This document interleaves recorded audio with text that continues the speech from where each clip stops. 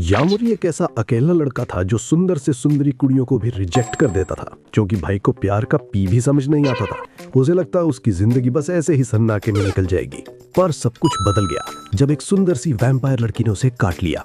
कहानी की शुरुआत होती है यामुरी नाम के एक 14 साल के लड़के से, जो आधी रात को अपने घर से चुपके से निकल रहा है। उसे नींद नहीं आती, इसलिए वो सुकून की तलाश में एक पार्क में बैठ जाता है, जहां उसे स्कूल की उस लड़की की याद आती है जिसने उसे कन्फेस किया था। यामुरी को डेटिंग की समझ नहीं थी, इसलिए उसने मना कर दिया, पर इस वजह से स्कूल में सब उसे बुली करने लगे। अपने ख्यालों में खोया हुआ वो झूले से गिर जाता है और एक बेंच पर बैठकर नींद आने के नुस्खे ऑनलाइन ढूंढने लगता है। वहां लिखा था कि किसी भरोसेमंद से बात करो, पर ये पढ़कर वो खुद पर ही हंसने लगता है। अचानक उसके फोन की घंटी बजती है और वो डर जाता है कि कहीं घर वालों को पता तो नहीं चल गया, पर वो सिर्फ एक कूपन का मैसेज था। वहीं वो पढ़ता है कि अल्कोहल से नींद आ सकती है।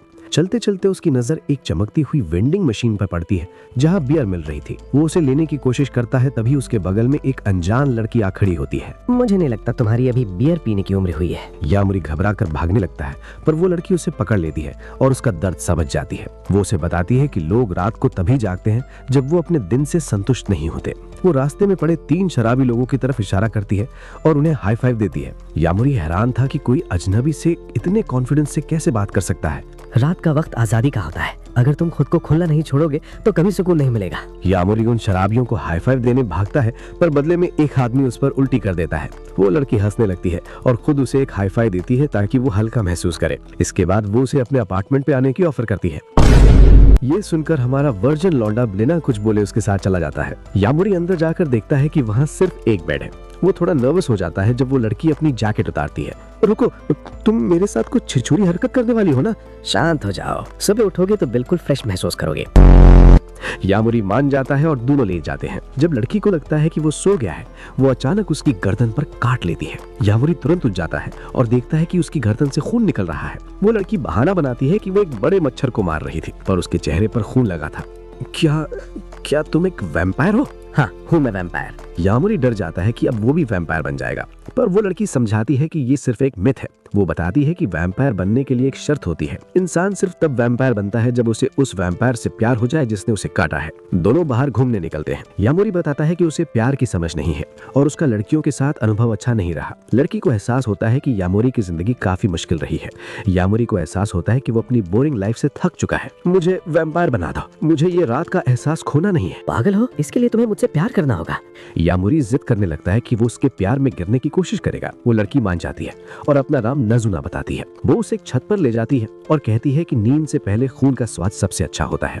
अचानक वो उसे बिल्डिंग से नीचे धक्का दे देती है। मैं तुम्हें सिखाऊंगी कि रात का असली मजा क्या होता है। यामुरी को लगता है वो मर जाएगा, पर नजुना उसे हवा में पकड़ लेती है और उड़ने लगती है। अगली रात यामुरी फिर से उसे मिलता है। नजुना उसे बताती है कि उनके लिए खून पीना एक गहरा रिश्ता बनाने जैसा है। यामुरी फिर से उसे काटने को कहता है, पर नजुना शर्मा जाती है। तुम इतने आसानी से कैसे मान गए, ठरकी कहीं के। अगली कुछ रातों तक यामुरी उसे ढूंढता है, पर वो नहीं मिलती। जब वो मिलती है तो नजुना बताती है कि वो किसी और का खून ढूंढ रही थी, क्योंकि अलग अलग लोगों का स्वाद अलग होता है। यामुरी उसे फोन नंबर मांगता है, पर उसके पास फोन नहीं था। अब नजुना यामुरी को लेकर अपने अपार्टमेंट में पहुंचती है। वहां वो एक सदियों पुराना टेलीफोन निकालती है और बताती है कि उसे आजकल के छोटे फोन्स बिल्कुल पसंद नहीं है, बल्कि उसे लगता है कि उसे फोन की जरूरत ही नहीं है। इतना बोलकर वो थके हुए अंदाज में बेड पर गिर जाती है। तुम इतनी जल्दी सोने क्यों जा रही हो? यार, आज रात इतने सारे लड़कों के साथ जो थी, थक गई हूँ। ये सुनते ही यामुरी का दिल बैठ जाता है। नजुना उसे अपने पास बेड पर बुलाती है, पर यामुरी के दिमाग में वही बात घूम रही है। भले ही उसे अभी तक नजुना से प्यार नहीं हुआ है, पर वो उसे किसी और के साथ बर्दाश्त नहीं कर सकता। इसलिए वो गुस्से में उसे अपना खून पीने से मना कर देता है। अरे पर तुमने तो मुझसे वादा किया था। जाओ, जाकर किसी और का खून पी लो। नजुना को समझ आ जाता है कि यामुरी जलन महसूस कर रहा है। वो उसके करीब आती है और सच बताती है कि वो पूरी रात सिर्फ यामुरी को ही ढूंढ रही थी। वो तो बस शर्म के मारे झूठ बोल रही थी। वो माफी मांगती है और उसे कॉम्पनसेट करने का वादा करती है, पर खून पीते ही वो तुरंत सो जाती है, जिससे यामुरी अधूरा महसूस करने लगता है। अगली रात यामुरी उसे पूरे शहर में ढूंढता है ताकि वो जल्दी ना सो सके। जब वो थक कर रुकता है, तभी नजुना वहाँ आ पहुँचती है। यामुरी अपना पुराना वॉइस ट्रांसीवर निकालता है ताकि वो दूर से भी बात कर सके। वाह, ये तो बड़ा कूल गैजेट है, मुझे भी खेलना है। ये मैंने बचपन में लिया था ताकि दोस्तों के साथ खेल सकूं। लेकिन तुम्हारे तो कोई दोस्त है ही नहीं। ऐसा नहीं है, जब मैं स्कूल में था तब लोली नहीं था। मैंने एक वॉच मेल बॉक्स में छुपा दी थी ताकि कोई दोस्त बन सके, पर कभी कॉल नहीं आया। बाद में पता चला कि वॉच गायब है, पर मैंने डर के मारे कभी कांटेक्ट नहीं किया। नजुना को ये कहानी काफी दुख भरी लगती है और वो यमोरी की पुरानी वॉच देखकर हंसने लगती है। फिर दोनों अलग होकर वॉच पर बात करते हैं। यमोरी को काफी अच्छा लगता है, पर जब वो बातों बातों में रोमांटिक होने लगता है तो नजुना शर्म से लाल हो जाती है। बाद में नजुना उसे स्कूल ले जाकर उसका खून पीती है। घर लौटते वक्त यमोरी अपनी वॉच को देखकर पुरानी यादों में खोया होता है। तभी अचानक वॉच पर बीप होती है। सामने अकीरा खड़ी थी। यमोरी, तुम यहाँ क्या कर रहे हो? अकीरा, तुम्हारे पास ये वॉच कैसे आई? तुमने ही तो इसे मेरे मेल बॉक्स में छोड़ा था। मैं सालों से तुम्हारे कॉल का इंतजार कर रही थी। मुझे फिक्र हो रही थी कि तुम स्कूल क्यों नहीं आ रहे। यमोरी को याद आता है कि बचपन में जब वो अकेला बैठकर चींटियों को देखता था तब अकीरा ही उसके पास आकर बैठती थी। अकीरा उसे बताती है कि वो आज भी उसे अपना दोस्त मानती है। दोनों अगले दिन मिलने का वादा करते हैं। कुछ दिन बाद नजुना को शक होने लगता है क्योंकि यमोरी रोज जल्दी निकलने लगा था। वो उसे टीज करती है कि वो किसी और लड़की से मिलने जा रहा है और यमोरी की रिएक्शन से उसे यकीन हो जाता है। नहीं, ऐसा कुछ नहीं है, मैं बस। यमोरी जब अकीरा से मिल रहा होता है तभी नजुना साय से निकलकर उन्हें डरा देती है। अकीरा को लगता है कि नजुना कोई बुरी लड़की है जिसकी वजह से यमोरी ने स्कूल छोड़ा है। देखो, हमारा रिश्ता सिर्फ फिजिकल है और कुछ नहीं। अपनी बात साबित करने के लिए नजुना अकीरा के सामने ही यमोरी का खून पीती है। अकीरा हैरान रह जाती है ये देखकर कि नजुना एक वैम्पायर है। तीनों एक रेस्टोरेंट में बैठते हैं जहाँ अकीरा सीधा सवाल करती है। यमोरी, मुझे सच बताओ, तुम्हारा इस वैम्पायर के साथ क्या चक्कर चल रहा है? अकीरा बिना वक्त बर्बाद किए यमोरी से पूछती है कि वो स्कूल क्यों नहीं आ रहा। जब नजुना बीच में बोलती है कि स्कूल तो पट्टू लोगों के लिए होता है तो अकीरा उससे बदतमीज औरत कहकर चुप करा देती है। यमोरी हिम्मत जुटाकर अकीरा को सच बताने की कोशिश करता है। देखो अकीरा, मुझे स्कूल में कभी मजा नहीं आया, इसलिए मैंने जाना छोड़ दिया। मजा तो मुझे भी नहीं आता यमोरी, पर ये कोई बहाना नहीं हुआ। मेरे लिए स्कूल तभी अच्छा होता है जब तुम वहाँ होते हो। प्लीज वापस आ जाओ। यमोरी के पास कोई जवाब नहीं होता। इसी बीच नजुना को अकीरा में थोड़ा इंटरेस्ट आने लगता है। वो कंफर्म करती है कि क्या अकीरा सच में यमोरी की दोस्त है। जब अकीरा हाँ कहती है तो नजुना सवाल उठाती है कि इतने टाइम तक उसने यमोरी की खबर क्यों नहीं ली और वहाँ से गुस्से में निकल जाती है। यमोरी उसके पीछे भागता है। नजुना पहले तो मना करती है पर फिर चिल्लाकर उसे घटिया लूजर कहती है और आसमान में उड़ जाती है। यमोरी उसे ढूंढने की कोशिश करता है पर नाकामयाब रहता है।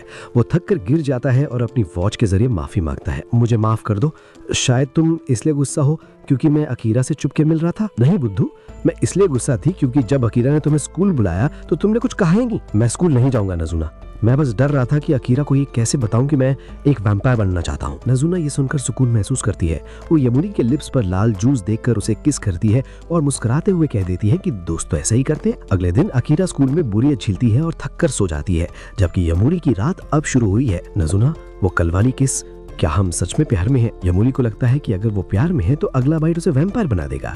वो खुशी खुशी अपनी गर्दन आगे कर देता है। नजुना उसका खून पीती है पर यमोरी अब भी इंसान ही रहता है। तुम प्यार में नहीं हो यमोरी, वो सिर्फ तुम्हारी हवस थी जो किस के बाद जाग गई। क्या मतलब मैं सिर्फ ठरकी बन रहा था? नजुना उसे एक और राउंड किस के लिए कहती है पर यमोरी पीछे हट जाता है। उसे लगता है नजुना नहीं बहुत लोगों को किस किया होगा, पर तभी उसे पता चलता है कि वो नजुना की भी पहली किस थी। अगली रात अकीरा फिर से रास्ते में मिलती है और यमोरी उसे अपने और नजुना के साथ हैंग आउट करने के लिए बुलाता है। देखा, मैंने फिर से तुम्हें गेम में हरा दिया। तुम इस जैसी बदतमीज लड़की के साथ कैसे रह सकते हो? ये तो एक कचरा मॉन्स्टर है। नजुना बचाव में कहती है कि यमोरी उसे पसंद नहीं करता। वो यमोरी को एक डेटिंग सिमुलेशन गेम खिलाती है। अकीरा देखती है कि यमोरी को हर तरह की लड़कियां पसंद है, पर जब रात के 4 बजते हैं तो नजुना सोने का प्लान बनाती है। क्या तुम दोनों इतने वक्त से एक साथ सो रहे हो? हाँ, और आज तो यमोरी 2 लड़के के बीच में सोएगा। यमोरी बीच में लेटा होता है और अकीरा अनकंफर्टेबल महसूस करके स्कूल जाने के लिए उठती है, पर बाहर तेज बारिश हो रही है और उनके पास छतरी भी नहीं है। अकीरा रुको, बाहर चला खतरनाक है, बारिश बहुत तेज है। बारिश की वजह से तीनों अब एक ही कमरे में बंद है। नजुना जानबूझकर अकीरा के सामने यमोरी के गले पर झुकती है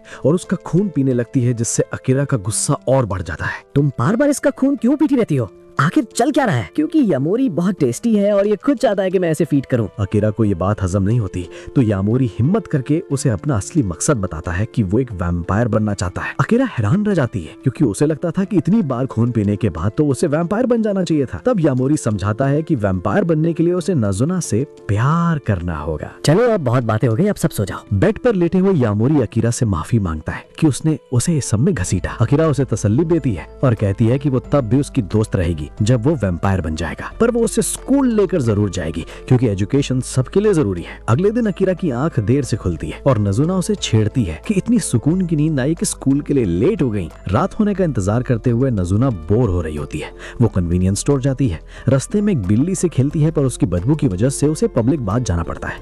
वहां वो अपनी वॉच रिसेप्शनिस्ट के पास छोड़ती है ये चेक करने के लिए कि वो चल रही है या नहीं, क्योंकि यामोरी ने काफी देर से कॉल नहीं किया था। नजुना, ये तुमने बाल खुले रखे और ये कपड़े क्यों, क्या हुआ? तुम्हें भी नहा लेना चाहिए, जाओ अंदर। नहाते वक्त यामोरी के दिमाग में सिर्फ नजुना के ख्याल चल रहे होते हैं। बाहर निकलते ही उसकी हवस उस पर इतनी हावी हो जाती है कि उससे नजुना की कोई बात सुनाई नहीं देती। वो बस नजुना से अपना खून पीने की जिद करता है ताकि वो अपने इमोशंस को समझ सके। नजुना इतनी भूखी होती है कि वो जरूरत से ज्यादा खून पी लेती है, जो यामोरी के लिए दर्दनाक पर उत्तेजक होता है। इसके बाद वो दोनों एक लव होटल के पास रुकते हैं। नजुना को वहाँ का वाइब पसंद आता है और वो यामोरी की गंदे ख्यालों को पकड़ लेती है। मुझे पता है तुम क्या सोच रहे हो। दोस्त होने का मतलब ये नहीं कि तुम गंदे ख्याल नहीं रख सकते। मुझे तुम्हारे इमोशंस का स्वाद बहुत पसंद आ रहा है। बातों बातों में यामोरी इनसिक्योर फील करने लगता है जब नजुना उससे बताती है कि उसने पहले भी बहुत से लड़कों का खून पिया है।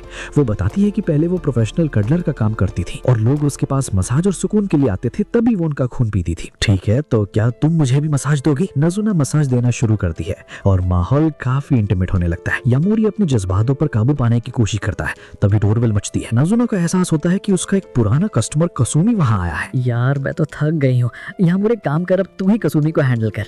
कुछ ही मिनट्स बाद यामोरी उस कस्टमर को अंदर बुलाता है। जैसे ही वो कंफर्म करती कि उसे मसाज सेशन चाहिए, यामोरी तुरंत दूसरे कमरे में नाजुना से मिलने भागता है। पहले तो वो नाजुना पर चिल्ला देता है क्योंकि थकान का बहाना करके वो मजे से वीडियो गेम्स खेल रही थी। फिर नाजुना उसे कासुमी को मसाज देने के लिए मनाने लगती है और उसे लालच देती है। जब यामोरी मना करता है तो नाजुना बताती है कि वो बिल्कुल कंगाल हो चुकी है और पहले कासुमी जैसे लोगों को सर्विस देकर ही अपना गुजारा करती थी। देखो, अगर तुमने उसे अच्छी मसाज दी तो बदले में मैं तुम्हें किस दूंगी, डील? किस की बात सुनकर यामोरी तुरंत मान जाता है और एक नर्स के कॉस्प्ले आउटफिट में तैयार होकर कासुमी के पास पहुंचता है। कासुमी एक फर्म में काम करती है पर अपने मेल कलीग से नफरत करती है जो उसे सिर्फ एक ऑब्जेक्ट समझते हैं। उसे उनके साथ ड्रिंक्स पे जाना पसंद नहीं, इसलिए वो अक्सर रात भर काम करती रहती है। कॉर्पोरेट लाइफ उसके लिए एक बोझ बन गई है, इसलिए वो सुकून के लिए नाजुना के पास आती थी, पर आज एक लड़के को देखकर वो थोड़ा अजीब महसूस कर रही है। जरा जोर लगाकर मसाज करना, मुझे काफी थकान है। यामोरी पूरी जान लगा देता है क्योंकि दिमाग में वो किस और पैसों का ख्याल चल रहा है। मसाज के दौरान कासुमी उसकी उम्र पूछती है और हैरान होती है कि वो इतनी रात को काम क्यों कर रहा है। मुझे पैसों की जरूरत है और मुझे रात का सन्नाटा पसंद है। इस फीलिंग को मैं मिस नहीं करना चाहता। ये सुनकर कासुमी का मूड बदल जाता है। उसे याद आता है कि जब वो यामोरी की उम्र की थी तब वो भी रात को कन्वीनियंस स्टोर जाती थी और उसे बड़ा मजा आता था। वो यामोरी से स्कूल छोड़ने का कारण पूछती है और जब यामोरी कहता है कि स्कूल बोरिंग था तब वो हंसने लगती है। वो बताती है कि वो भी बर्न आउट हो चुकी है और लोगों के बीच रहना उसे पसंद नहीं, इसलिए वो काम पर सिर्फ खुश होने का नाटक करती है। सोचते सोचते उसकी आंखों में आंसू आ जाते हैं, पर तभी उसके बॉस का कॉल आ जाता है। मुझे अभी ऑफिस जाना होगा वरना बहुत बुरा होगा, मेरा बॉस मुझे बुला रहा है। तुम कहीं नहीं जा रही हो, तुम्हारा सेशन अभी खत्म नहीं हुआ है, इसलिए आज तुम यही रुकोगी। यामोरी नाजुना को बुलाता है जो दीवार के आर पार निकल कर आती है, जिससे देखकर कासुमी की होश उड़ जाते हैं। यामोरी के कहने पर नाजुना कासुमी को सीधा खिड़की से बाहर फेंक देती है। कासुमी नीचे गिरने वाली होती है कि यामोरी कूद कर पकड़ लेता है और नाजुना उन्हें हवा में लिफ्ट देती है। कासुमी हाफती हुई कहती है ये स्कूल नहीं है जिससे वो ऐसे छोड़ सके, बॉस का कॉल उठाना ही पड़ेगा। नाजुना एक वैम्पायर है और मैं भी एक बनने वाला हूँ ताकि मैं हमेशा इस रात का मजा ले सकूं। ये सुनकर कासुमी को अजीब लगता है पर वो हंसने लगती है और इसका मूड हल्का हो जाता है। रात का मजा लेने के बाद उसे एहसास होता है कि वो हमेशा ऐसा नहीं कर सकती और उसे वापस अपने काम पर जाना होगा। और यामोरी उससे वादा करता है कि जब वो वैम्पायर बनेगा तो उसे भी बदल देगा। बड़ा वादा किया है तुमने उससे, पर तुम्हें खुद नहीं पता कि तुम कब वैम्पायर बनोगे। मैं लड़कियों में काफी पॉपुलर हूँ, मैं कासुमी को आसानी से अपने प्यार में गिरा सकता हूँ। अगले दिन यामोरी नाजुना को एक मिडनाइट पूल पार्टी में जाने का सुझाव देता है। वो इमेजिन कर रहा था कि नाजुना स्विमसूट में कितनी हॉट लगेगी, पर वो नॉर्मल कपड़ों में ही आ जाती है। फिर भी वो वहाँ की बाकी लड़कियों से ज्यादा अट्रैक्टिव लग रही थी। जब नाजुना ड्रिंक्स लेने जाती है तो दो लड़कियों से लाइन मारने लगते हैं। नाजुना उनसे झूठ बोल देती है कि यामोरी घर चला गया और उनसे ड्रिंक लेने के लिए मान जाती है। चलो यहाँ से, मुझे पार्टी बिल्कुल अच्छी नहीं लगी, सब लड़के तुम ही घुरे जा रहे थे। यामोरी को उदास देखकर नाजुना उसे स्कूल के पूल में ले जाती जहाँ वो दोनों अकेले होते हैं। वहाँ यामोरी का गुस्सा शांत हो जाता है और वो उसे अपना खून पीने देता है। अगले वीकेंड यामोरी बाहर निकलता है और कासुमी से टकराता है जो अपने बॉस से छुप रही थी। कासुमी उसे गिफ्ट करती है क्योंकि उसके वैम्पायर बनने वाले वादे ने उससे काफी उम्मीद दी थी। एक गिफ्ट? आज तक किसी ने मुझे कुछ नहीं दिया। यामोरी हैरान खड़ा रह जाता और कासुमी वहां से चली जाती है। अचानक बारिश शुरू हो जाती है और यमोरी का ध्यान भटक जाता है। एक छत के नीचे पनाह लेते वक्त वो देखता है कि एक हसीन लड़की एक लड़के को मना कर रही है, पर वही लड़की अचानक यमोरी को देखकर हाथ हिलाती है। जब यमोरी अपनी ड्रिंक पीने वाला होता है तभी वो लड़की उसके पास आती है। उसका नाम सेरी है। वो काफी अट्रैक्टिव है, इसलिए यमोरी को अजीब लगता है कि वो उस जैसे आम लड़के से बात क्यों कर रही है। पता है, उस लड़के ने मुझे घुमाने के लिए कैश ऑफर किया था, पर वो मेरा टाइप नहीं था, इसलिए मैंने मना कर दिया। यमोरी को औरतों की सैड रियलिटी पर बुरा लगता है, पर सेरी बताती है कि वो खुद चाहती थी कि कोई उसे अप्रोच करे। बातों बातों में यमोरी की नजर गलती से सेरी के कपड़ों पर पड़ जाती है। सेरी उसे पकड़ लेती है और गुस्सा होने के बजाय अपनी शर्ट खोलकर उसे नजारा दिखाने लगती है। यमोरी खुद को रोकने की कोशिश करता है, पर सेरी उसका ड्रिंक लेकर वहां से चली जाती है और कहती है कि वो उसमें इंटरेस्टेड है। हे, मेरा ड्रिंक वापस करो और तुम अकेले वहां मत जाओ, सेफ नहीं है। यमोरी उसका पीछा करता है। एक कोने में पहुंचकर सेरी उसे गले लगा लेती है और अचानक यमोरी का नाम लेती है जो उसने अभी तक बताया ही नहीं था। इससे पहले कि यमोरी कुछ समझ पाता, सेरी उसका खून पीने के लिए झुकती है, पर तभी नजूना वहां प्रकट होती है और एक ही झटके में सेरी का हाथ उखाड़ देती है। यमोरी हैरान रह जाता है ये जानकर कि सेरी एक वैम्पायर है। अरे नजूना, तुमने अभी तक इसे बदला नहीं। हमारा नियम है कि किसी इंसान को जानकारी है तो उसे बदलना पड़ता है, पर तुम तो बस इसका खून पी रही हो। नजूना को गुस्सा बढ़ जाता है जब सेरी यमोरी का सारा खून पीने की धमकी देती है और नजूना उसे बुरी तरह पीट देती है। तभी कबूरा नाम की एक और वैम्पायर वहां आती है और यमोरी को उठाकर 3 हसीन वैम्पायर लड़कियों के पास ले जाती है। यमोरी को एहसास होता है कि सारी वैम्पायर्स हॉट होती हैं। वहां निको नाम की वैम्पायर यमोरी को धमकी देती है। तुम्हारे पास वक्त नहीं है, इनमें से किसी एक को चुनो जिसके साथ तुम स्मैश करना चाहते हो। अगर तुमने नहीं चुना तो हम तुम्हें खत्म कर देंगे, क्योंकि तुम हमारे राज जान चुके हो। मुझे सिर्फ नजूना चाहिए। ये सुनकर सारी वैम्पायर्स भड़क जाती हैं। निको को यकीन नहीं होता कि यमोरी ने उन चारों के बजाय नजूना को चुना। मिडोरी को लगता है कि वो अब भी यमोरी का वी कार्ड छीन सकती है। निको खुद को नजूना से कंपेयर करने पर इंसल्ट फील करती है। दरअसल वैम्पायर्स नजूना को पसंद नहीं करती क्योंकि वो इंसानों को सेड्यूसिंग करके वैम्पायर बनाने में इंटरेस्ट नहीं रखती, जो उनकी रेस के लिए जरूरी है। नजूना सेरी को हराने के बाद वहां आती है और बताती है कि वो यमोरी को बदलना चाहती है। मैं सच में वैम्पायर बनना चाहता हूँ और मैं नजूना के प्यार में गिरना चाहता हूँ। नजूना ये सुनकर 5 मिनट तक स्पीचलेस रह जाती है। जब वो बोलने की हिम्मत जुटाती है तो निको उसे रोक लेती है और सवाल करती है कि उसका प्लान क्या है। वैम्पायर्स को पता चलता है कि नजूना के पास कोई प्लान नहीं है। तभी निको एक बड़ा राज खोलती है कि यमोरी के पास वैम्पायर बनने के लिए सिर्फ 1 साल का वक्त है, वरना वो कभी नहीं बन पाएगा।